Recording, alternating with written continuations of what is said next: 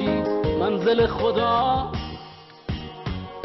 منم همون مزاحمی که اتفاقا آشناست. هزار بار دلم گرفتی این شماره رو غنی، چرا هنوز پشت خط در انتظار یک صدا؟ شما که گفتید واجبه جواب سلام هر کسی، چی شد به ما رسید با حساب بنده ها جداست؟ اجازه میدی که برات یک کمی درد دل کنم؟ آخه شنیدم که فقط اسم تو مرهم و شفاست.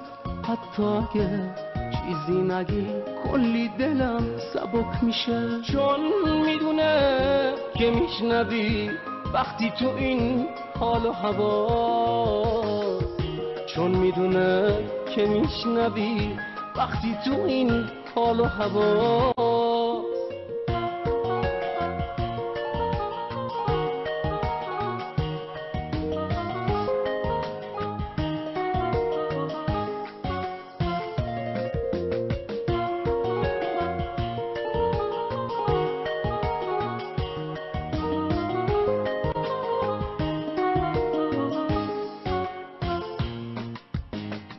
الان دوباره قطع و وصل سیم ها شروع شده، خرابی از دل منه یا شاید این سیم هاست.